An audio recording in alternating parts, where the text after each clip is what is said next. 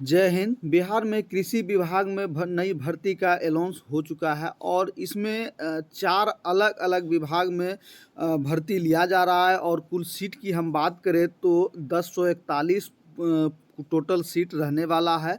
और इसमें जो आपका सिलेक्शन होगा, इसमें आपका परीक्षा नहीं लिया जाएगा। ये यानी कि इस आपका जो सिलेक्शन होगा वो काउंसलिंग आधार पे, यानी कि आपके कुल मैट्रिक इंटर के जो अंक हैं उसके आधार पर काउंसलिंग किया जाएगा और उसी आधार पर आपको जो है नौकरी दिया जाएगा। और इसमें सिलेक्शन की क्या-क्या प्रक्रिया है, क्या आपका सैलरी रहने वाला है, उम्र सीमा क्या है, इन सारी प्रक्रियाओं की चर्चा आज हम इस वीडियो में करने वाले हैं। वीडियो छोटा-सा है, लंबा बिल्कुल नहीं रहेगा। कृपया वीडियो को पूरा देखें, तभी आपको समझ में आएगा। और यदि आप अभी तक हमारे चैनल को सब्सक्राइब नहीं किए हैं तो अभी तुरंत हमारे चैनल को सब्सक्राइब करें, ताकि ऐसे ही नए-नए जॉब इन्फॉर्मेशन आपको मैं सबसे पहले पहुँचाता रहूँ। तो चलिए सबसे पहले कृषि विभाग के ऑफिशियल वेबसाइट पर चलते हैं और वहीं से आपका टोटल डिटेल दिखाते हैं कि कैसे आपको ऑनलाइन करना है और क्या कुछ प्रक्रिया दिया गया है। तो फ्रेंड्स, ये रही एग्रीकल्चर विभाग की ऑफिशियल वेबसाइट। यहाँ आप देख सकते हैं कि Bihar agriculture management and extension training institute, और यहाँ 4 तरह का पोस्ट दिया गया है। एटीएम, बीटीएम, स्टेनो और अकाउंट, इस तरह 4 तरह के पोस्ट पर वैकेंसी लिया जा रहा है। और इसमें आपको फॉर्म अप्लाई करने के लिए सबसे पहले ऑनलाइन अप्लाई पे जाना है, और जैसे ही आप ऑनलाइन अप्लाई को क्लिक करेंगे तो आपके सामने इस तरह से इंटरफेस खुलकर सामने आएगा। तो जैसे ही इस पेज पे आएंगे तो आपको सबसे पहले यहाँ आधार ऑथेंटिकेशन के लिए मांगा गया है। और दोस्तों, कृषि विभाग के कोई भी फॉर्म को अप्लाई करेंगे तो सबसे पहले आपको आधार कार्ड का डिटेल देना ज़रूरी है, तभी आपका फॉर्म पेज खुलेगा और फॉर्म को अप्लाई कर सकते हैं। और जैसे ही आप देख पा रहे हैं कि यहाँ सबसे पहले डेमोग्राफी ओटीपी, यदि आपका नंबर, मोबाइल नंबर आधार से लिंक है तो ओटीपी के माध्यम से फॉर्म अप्लाई कर सकते हैं, या आप बायोमेट्रिक के द्वारा भी फॉर्म को अप्लाई कर सकते हैं। जैसे ही आप यहाँ इसमें क्लिक करेंगे, टिक मारेंगे, और इसके बाद आपको यहाँ आप इस तरह से आपको आधार डिटेल यहाँ देना है, नाम आपको भर देना है, और ऑथेंटिकेशन पे जैसे ही क्लिक करेंगे तभी आप इस फॉर्म को अप्लाई कर सकते हैं। और आगे जो ऑप्शन दिया गया है उसके बारे में देखते हैं।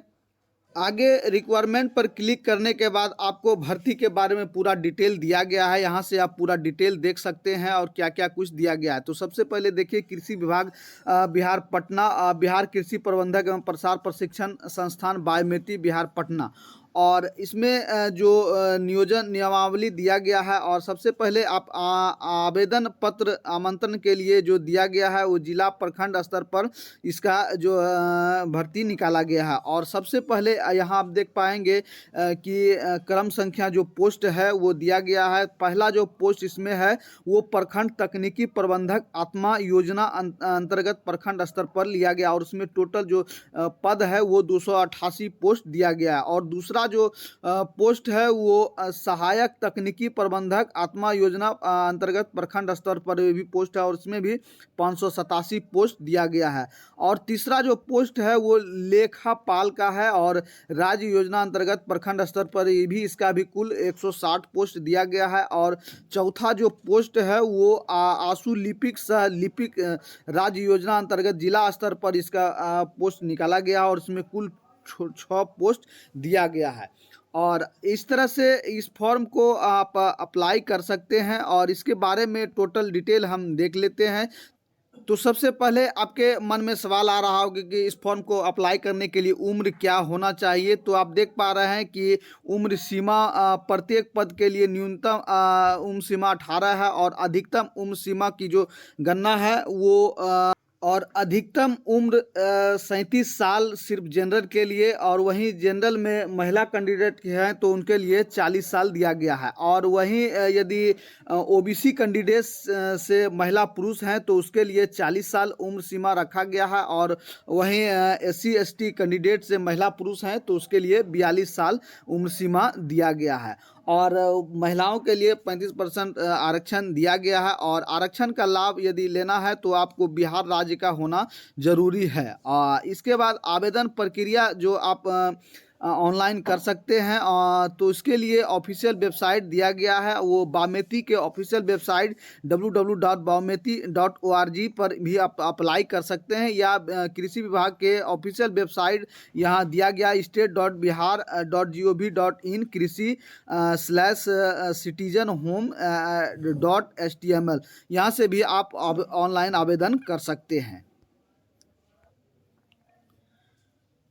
और इसका आवेदन पत्रों से संबंधित डाटा का जो संरक्षण किया जाएगा वो डीबीटी के कोषांग कृषि विभाग के माध्यम से लिंक लेकर किया जाएगा। और ऑनलाइन आवेदन विज्ञापन की तिथि से 15 अप्रैल 2023 तक जो है आप इस फॉर्म को अप्लाई कर सकते हैं, यानी कि आपका जो लास्ट डेट है वो 15 अप्रैल 2023 तक ही आप इस फॉर्म को अप्लाई कर सकते हैं। और इसके साथ ही कोई अभ्यर्थी राज्य के किसी 2 जिलों में एक से अधिक पद पर के लिए अप्लाई कर सकते हैं, यानी आप बिहार में जो चॉइस जिला है वो 2 जिलों में आप इस फॉर्म को अप्लाई कर सकते हैं। इसके बाद जो काउंसलिंग के बाद आपका जो नियोजन होगा वो यहाँ देख पा रहे हैं कि ऑनलाइन आवेदन देने की अंतिम तिथि 15 अप्रैल तक दिया जाएगा। इसके बाद drafting of short listed candidate का प्रकाशन 18 अप्रैल से तक किया जाएगा। उसके बाद आवेदन की आपत्ति जो है वो 22 से 23 अप्रैल तक होगा।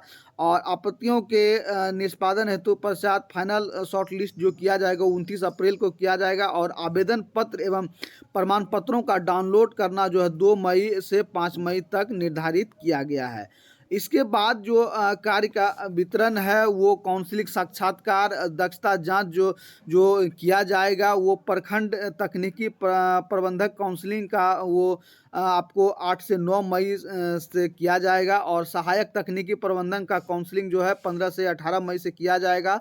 और लेखापाल आशुलिपिक का जो 22 से 23 मई से किया जाएगा। आशुलिपिक सह लिपिक का दक्षता जांच जो परीक्षा लिया जाएगा वो 24 से 25 तक लिया जाएगा। और ड्राफ्ट मेरिट लिस्ट का प्रकाशन एवं जिला आत्मा के वेबसाइट पर अपलोड कर दिया जाएगा, वो 28 मई को अपलोड कर दिया जाएगा। और कोई दावा या कोई आपत्ति आपको प्राप्त करना है तो ये 30 से 31 मई तक करना है। और दावे के एवं आपत्तियों के निराकरण के पश्चात चयनित एवं प्रतिरक्षण अभ्यर्थियों की सूची का जो प्रकाशन होगा वो वेबसाइट में 30 जून तक वो प्रकाशित कर दिया जाएगा। और जिला स्तर पर निम्नलिखित जो समिति का गठन किया जाएगा वो इस तरह से ये लोग समिति के अध्यक्ष एवं उपाध्यक्ष के पद पर रहेंगे। इन्हीं के देखरेख में ये वैकेंसी को लिया जा रहा है, आपको नियुक्ति पत्र दिया जाएगा। तो सबसे पहले आपके मन में सवाल आ रहा होगा कि सर इसका जो सिलेक्शन प्रक्रिया है और उसमें जो योग्यता है क्या मांगा गया है। तो सबसे पहले आप देख लीजिए कि जो शैक्षणिक योग्यता है वो पहला जो पोस्ट है प्रखंड तकनीकी प्रबंधक का वो जो 288 पोस्ट है उसके लिए कृषि विभाग में जो आपको शैक्षणिक योग्यता डिग्री मांगा गया है। उद्यान कृषि अभियंत्रण वानिकी पशु चिकित्सा पशु विज्ञान मत्स्यिकी गव्य प्रौद्योगिकी विषय में स्नातक की डिग्री होना अनिवार्य है, तभी आप इस फॉर्म को अप्लाई कर सकते हैं। इसके साथ ही साथ आपको भारत के राज्य सरकार के अधिकारी अनुभव होना अनिवार्य है। और अधिकतम एज की हम बात करें तो इसमें 37 साल आपको होना अनिवार्य है। और विज्ञापन की तिथि की तक जो है 37 साल होना है। और ये जो आपको वेतन मिलेगा वो 30,000 तक इसमें आपको वेतन मिलेगा। तो आप इसके मन में ये सवाल आ रहा होगा कि सर इसमें मात्र 30,000 ही, ऐसा क्यों। तो यहाँ आप देख पा रहे हैं कि ये जो बहाली है वो के तहत दिया जाएगा, यानी कि संविदा के आधार पर ये वैकेंसी लिया जा रहा है। कॉन्ट्रैक्ट बेसिस का जॉब है और इसलिए आपको प्रति माह जो है 30,000 सैलरी दिया जाएगा। और आगे दूसरा पोस्ट की हम बात करें तो सहायक तकनीकी प्रबंधक में 587 पोस्ट है और इसमें भी आपको कृषि में, उद्यान में कृषि अभियंत्रण, वानिकी, पशु चिकित्सा, पशु विज्ञान, मत्स्यिकी, गव्य प्रौद्योगिकी विषय में जो है स्नातक की डिग्री मांगा गया है। और इसमें जो कार्य अनुभव के जो इसमें नहीं मांगा गया है और इसके साथ ही इसका भी अधिकतम आयु 37 वर्ष रखा गया है। और इसमें जो आपको वेतन मिलेगा वो 25,000 आपको वेतन मिलेगा। इसके साथ ही तीसरा पोस्ट आप देख पा रहे हैं कि लेखापाल का पोस्ट है। इसमें 160 पोस्ट टोटल पोस्ट है और इसमें जो डिग्री मांगा गया है वो बीकॉम की डिग्री मांगा गया है। और वहीं भारत राज्य के सरकार के अधीन आपको कहीं भी आपके एक्सपीरियंस है तो वहाँ आपको एक्सपीरियंस 3 वर्ष का कम से कम 3 वर्ष का अनुभव कार्य देना अनिवार्य है। और इसमें जो आपको वेतन मिलेगा वो 22,500 रुपया आपको वेतन मिलने वाला।